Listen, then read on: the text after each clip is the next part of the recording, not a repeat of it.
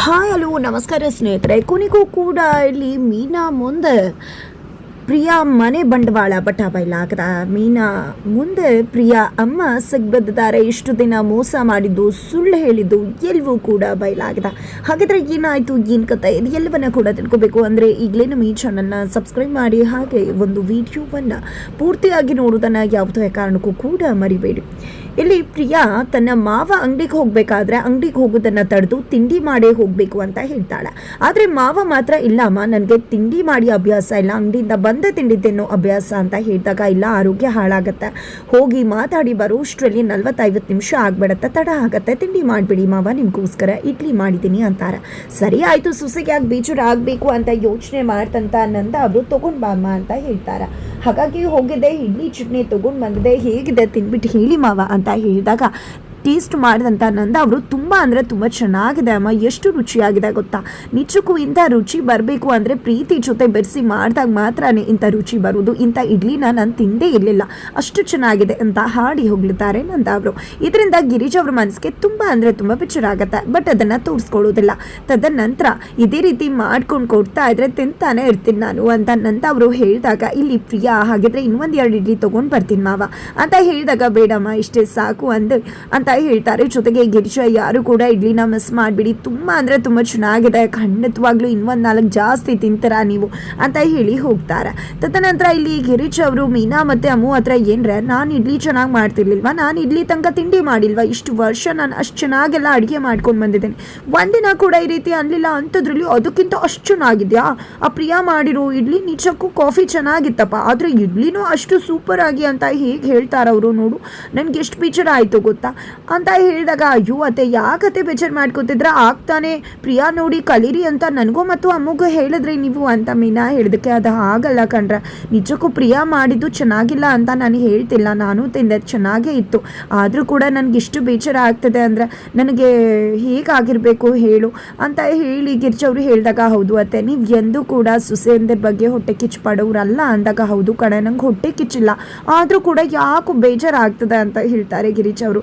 ಇಲ್ಲ ಅತ್ತೆ ನೀವು ತುಂಬ ಒಳ್ಳೆಯವರು, ನನ್ನ ಮಾವ ಒಪ್ಕೋಬೇಕು ಅಂತ ನನಗಿಂತ ಜಾಸ್ತಿ ನೀವು ಆಸೆ ಪಡ್ತಿದ್ರಿ, ಮಾವ ಒಪ್ಕೊಂಡಾಗ ನನಗಿಂತ ಜಾಸ್ತಿ ನೀವು ಖುಷಿ ಪಟ್ರಿ, ನೀವು ಬೇರೆ ರೀತಿ ಅತ್ತೆ ಅಲ್ಲ, ಮಕ್ಳ ಥರ ನೋಡ್ತೀರಾ ಸೊಸಿ ಅಂದ್ರೂ ಕೂಡ ಅಂತ ಹೇಳಿ ಮೀನಾ ಮತ್ತು ಅಮ್ಮು ಕೂಡ ಹೇಳ್ತಾರೆ. ನಂತರ ಗಿರೀಶ್ ಅವರು, ಆದರೂ ನಂಗೆ ಬೇಜಾರು ಆಯಿತು, ನಿಮ್ಮ ಮಾವ ಆ ರೀತಿ ಪ್ರಿಯಾನ ಹೋಗ್ಲಿದ್ದು ಅಂತಾನೆ ಹೇಳಿಬಿಟ್ಟು ಹೋಗ್ತಾರೆ.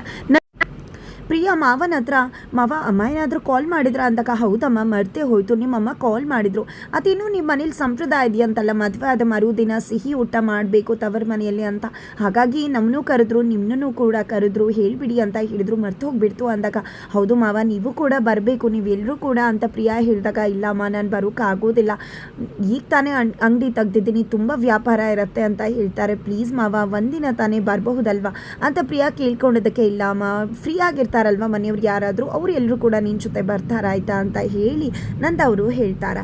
ತದನಂತರ ಇದ ಕಡೆ ಮನೆಯವ್ರು ಎಲ್ಲರನ್ನೂ ಕೂಡ ಕರೀತಾರೆ. ನಂದ ಅವರು ಕರೆದಿದ್ದ ಎಲ್ಲರನ್ನ ಉದ್ದೇಶಿಸಿ ಮಾತನಾಡ್ತಾರೆ. ಪ್ರಿಯಾ ಅವ್ರ ಅಮ್ಮನ ಮನೆಗೆ ಹೋಗ್ತಿದ್ದಾರೆ, ನಾನಂತೂ ಹೋಗೋಕ್ಕಾಗೋದಿಲ್ಲ, ಮೀನಾ ಮತ್ತು ಕೇಶವ ನೀವು ಹೋಗಿ ಬಂದುಬಿಡಿ ಆಯಿತಾ ಪ್ರಿಯಾ ಜೊತೆ ಅಂತ ಹೇಳಿದಾಗ, ಇಲ್ಲ ಮಾವ ನಾನು ಹೋಗೋಕ್ಕಾಗೋದಿಲ್ಲ, 4 ದಿನ ಕಂಟಿನ್ಯೂಸಲ್ಲಿ ರಜೆ ಹಾಕಿದ್ದೀನಿ, ಸರ್ ಬೈತಾರೆ, ಅದೇ ಕಾರಣಕ್ಕೋಸ್ಕರನೇ ನಾನು ಹೋಗಲೇಬೇಕು ಮಾವ ಅಂತ ಹೇಳಿ ಮೀನಾ ಹೇಳಿದಾಗ, ಸರಿ ಆಯಿತು ನಮ್ಮ ವಲ್ಲಭ ಮತ್ತು ಅಮ್ಮು ಇಬ್ಬರು ಕೂಡ ಹೋಗಿ ಬರ್ತಾರೆ ಅಂತ ಮೀನಾ ಹೇಳಿದಾಗ, ಇಲ್ಲ ಅಕ್ಕ ನಾನು ಹೋಗೋಕ್ಕಾಗೋದಿಲ್ಲ, ನಮಗೆ ಪ್ರೆಸೆಂಟೇಷನ್ ಇದೆ, ಪ್ರೆಸೆಂಟೇಷನ್ನ ಕೊಡೋದಕ್ಕೆ ಹೋಗಲೇಬೇಕು ಅಂತ ಹೇಳಿ ಇಲ್ಲಿ ಅಮ್ಮು ಮತ್ತು ವಲ್ಲಭ ಹೇಳ್ತಾರೆ. ಸುಂದ್ರ ಅವರು, ನಾನು ಹೋಗ್ತೀನಿ, ಹಿರಿಯರು ಹೋದ್ರೇ ಒಳ್ಳೇದು ಅಂತ ಹೇಳಿದಕ್ಕೆ, ನೀನೆಲ್ಲೂ ಹೋಗಬೇಡ, ನಿನ್ನ ಅಂಗಡೀಲಿ ನನ್ನ ಜೊತೆ ವ್ಯಾಪಾರ ಮಾಡಬೇಕು, ನಿನ್ನ ಅಂಗಡಿಲೇ ಉಳ್ಕೊ ಅಂತ ಹೇಳ್ತಾರೆ. ತದನಂತರ ಇಲ್ಲಿ ಪ್ರಿಯಾ, ಏನಿದು ಯಾರಿಗೂ ಕೂಡ ನಮ್ಮ ಮನೆಗೆ ಬರೋದಕ್ಕೆ ಇಷ್ಟ ಆಗೋದಿಲ್ವಾ, ಅದಕ್ಕೋಸ್ಕರ ಈ ರೀತಿ ಬರೋದಿಲ್ಲ ಅಂತ ಹೇಳ್ತಿದ್ರ, ಇನ್ನು ನಮ್ಮ ಮನೆ ಇಷ್ಟ ಇಲ್ವಾ ಅಥವಾ ನಮ್ಮ ಮನೆಯವರು ಇಷ್ಟ ಇಲ್ವಾ, ಯಾಕೆ ರೀತಿ ಹೇಳ್ತಿದ್ರ ಅಂತ ಹೇಳಿ ಪ್ರಿಯಾ ಮಾವನ ಮುಂದೆನೇ ಧ್ವನಿ ಏರಿಸಿ ಮಾತಾಡ್ಬಿಡ್ತಾರೆ. ನಿಜಕ್ಕೂ ಎಲ್ರಿಗೂ ಶಾಕ್ ಆಗುತ್ತೆ. ಈ ಕಡೆ ಗಿರೀಶ್ ಅವರಂತೂ ಕೇಶವ ಮತ್ತು ಮೀನಾ ಹೋಗಿ ಬಂದರು ಅಂತ ಹೇಳ್ತಾರೆ. ಜೊತೆಗೆ ಇಲ್ಲಿ ಪ್ರಿಯಾ ಅವ್ರ ದಯವಿಟ್ಟು ಅರ್ಥ ಮಾಡ್ಕೊಳ್ಳಿ, ನನಗೆ ನಿಜವಾಗ್ಲೂ ರಜಾ ಇಲ್ಲ, ಅದಕ್ಕೋಸ್ಕರ ಅಷ್ಟೇ ಅಂತ ಹೇಳಿ ಮೀನಾ ಹೇಳಿದಾಗ, ನನ್ನ ಫ್ರೆಂಡ್ಸು ಕೂಡ ವರ್ಕ್ ಮಾಡ್ತಿದ್ದಾರೆ ಗೌರ್ಮೆಂಟ್ ಆಫೀಸಲ್ಲಿ. ಅವ್ರು ಯಾವಾಗ ಬೇಕಾದ್ರೆ ಅವಾಗ ಹೋಗ್ತಾರೆ, ಯಾವಾಗ ಬೇಕಾದ್ರೆ ಅವರು ಬರ್ತಾರೆ, ಬೇಕಾದಾಗ ರಜೆ ಹಾಕ್ತಾರೆ, ಯಾಕೆ ನಿಮ್ಗೆ ಆ ರೀತಿ ಹಾಕೋಕ್ಕಾಗಲ್ವಾ ಅಂತ ಹೇಳಿ ಮಾವನ ಮುಂದೆನೇ ಪ್ರಶ್ನೆ ಮಾಡ್ತಿದ್ದಾಳೆ ಪ್ರಿಯಾ. ಇತ್ತ ಕಡೆ ಮೀನಾ, ಇಲ್ಲ ಅದು ಬೇರೆಯವರು ಆ ರೀತಿ ಮಾಡ್ಬೋದು, ಬಟ್ ನಾನು ಆ ರೀತಿ ಮಾಡೋದಿಲ್ಲ, ನಮಗೆಲ್ಲ ಆ ರೀತಿ ರಜಾ ಸಿಗೋದು ಇಲ್ಲ, ಆ ರೀತಿ ಸಿಕ್ಕಿದ್ರು ನಾನು ಸೋಂಬೇರಿ ಥರ ಕೆಲಸ ಮಾಡಿದೆ ಮನೇಲಿ ಕೂರೋಳು ಅಲ್ಲ, ನಾನು ಶಿಸ್ತುಬದ್ಧವಾಗಿ ಹೋಗ್ತೀನಿ, ಮಾಡ್ತೀನಿ, ಬರ್ತೀನಿ ಅಂತಾನೆ ಮೀನಾ ಹೇಳ್ತಾರೆ.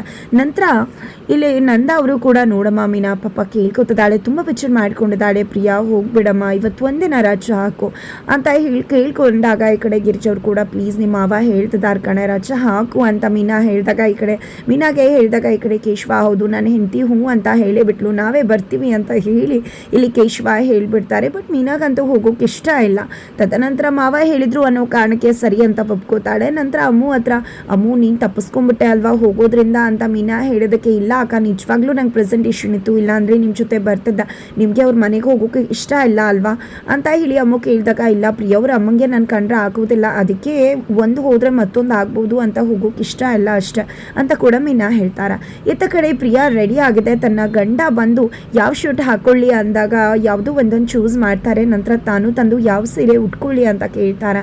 ಯಾಕೆ ನೀನು ಉಟ್ಟಿರೋ ಸೀರೆ ತುಂಬ ಚೆನ್ನಾಗಿದೆ ಅಲ್ವಾ ಅಂತ ಮಾಧವ ಹೇಳಿದಕ್ಕೆ, ಇಲ್ಲ ನೀವು ಕೇಳಿದ್ರಿ ನಾನು ಕೇಳಲಿಲ್ವಲ್ಲ ಅಂದಾಗ, ಅಯ್ಯೋ ನನ್ನ ಟೇಸ್ಟ್ ಚೆನ್ನಾಗಿಲ್ಲ ಅಂತ ನಾನು ನಿನ್ನ ಹತ್ರ ಕೇಳಿದ್ದು, ಬಟ್ ನಿನ್ನ ಟೇಸ್ಟ್ ತುಂಬ ಚೆನ್ನಾಗಿದೆ, ನೀನು ಹುಟ್ಟಿರೋ ಸೀರೆನೂ ತುಂಬ ಚೆನ್ನಾಗಿದೆ ಅಂತ ಹೇಳಿ ಹಾಡಿ ಹೋಗ್ಲಿದ್ದಾರೆ ಮಾಧವ್ ಅವರು.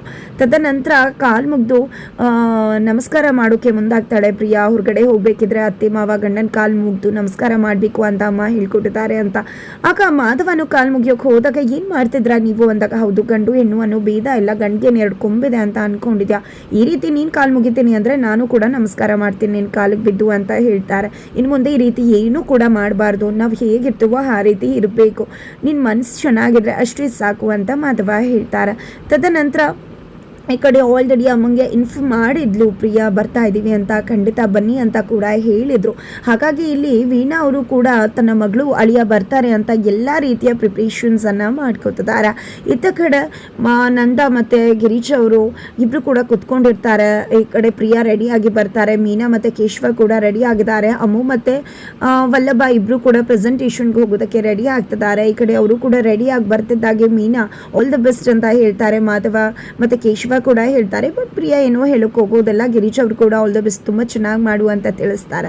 ಇಲ್ಲಿ ಅಪ್ಪನ ಆಶೀರ್ವಾದ ಬೇಕಾಗಿರುತ್ತೆ, ಬಟ್ ನಂದವರು ಆಶೀರ್ವಾದ ಮಾಡೋದಿಲ್ಲ. ತದನಂತರ ಮೀನಾ, ಕೇಶವ ಹಾಗೆ ಪ್ರಿಯಾ ಮತ್ತು ಮಾಧವ 4 ಕೂಡ ವೀಣಾ ಅವರ ಮನೆಗೆ ಅಂದರೆ ಪ್ರಿಯಾ ಮನೆಗೆ ಹೋಗಿದ್ದಾರೆ. ಪ್ರಿಯಾ ಮನೆಯಲ್ಲಿ ಹಾಗೆ ಮಾತಾಡ್ತಾ ಇರಬೇಕಿದ್ರೆ ಸಾಲ ಕೊಟ್ಟವರು ಮನೆಗೆ ಬರ್ತಾರೆ. ಏನಯ್ಯ ಹಾಗೆ ಹೀಗೆ ಅಂತಿದ್ದಾಗೆ ಜೋರು ಜಗಳ ಆಗತ್ತಾ.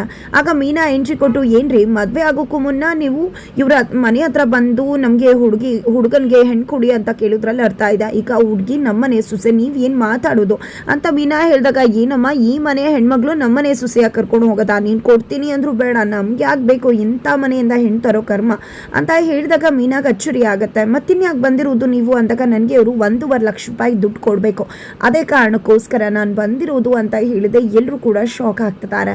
ಕೊನೆಗೂ ಆ ಮನೆಯ ಕಷ್ಟ ಇಲ್ಲಿ ಮೀನಾಗೆ ಗೊತ್ತಾಗುತ್ತೆ. ಹಾಗಂತ ಇದನ್ನು ದೊಡ್ಡ ಇಶ್ಯೂ ಮಾಡೋದಿಲ್ಲ, ಎಲ್ರಿಗೂ ಕಷ್ಟ ಇರುತ್ತೆ, ಅದನ್ನು ಮುಚ್ಚಿಟ್ಕೊಳ್ಳೋದ್ರಲ್ಲಿ ಏನಿದೆ ಅಂತ ಹೇಳಿ ಮೀನಾ ಮತ್ತು ಮಾಧವ ಕೇಶವ ಅನ್ಕೋತಾರೆ. ಬಟ್ ಅದಕ್ಕೂ ಮಿಗಿಲಾದಂಥ ಒಂದಷ್ಟು ಸುಳ್ಳುಗಳು ಸಂಬಂಧಿಕರು ಇದ್ದಾರೆ ಅಂತ ಹಿಡಿದು, ಜೊತೆಗೆ ಅವರು ಸಾಫ್ಟ್ ನೇಚರ್ ಅಂತ ಅಂದ್ಕೊಂಡಿದ್ದು ಎಲ್ಲವೂ ಕೂಡ ಇಲ್ಲಿ ಮೀನಾ ಮತ್ತು ಕೇಶವನ್ ಮುಂದೆ ಬೈಲಾಗ್ತದೆ. ಇದರ ನಡುವೆ ಮೀನಾ ಮತ್ತು ಕೇಶವನ್ಗೆ ವೀಣಾ ಅವರು ಕೂಡ ಅವಮಾನ ಮಾಡೋ ಚಾನ್ಸಸ್ ಜಾಸ್ತಿ ಇದೆ. ಹಾಗಿದ್ರೆ ಏನಾಗುತ್ತೆ ಮುಂದೆ ತಿಳ್ಕೊಬೇಕು ಅಂದರೆ ಮುಂದಿನ ವಿಡಿಯೋಗೆ ವೇಟ್ ಮಾಡೋದನ್ನು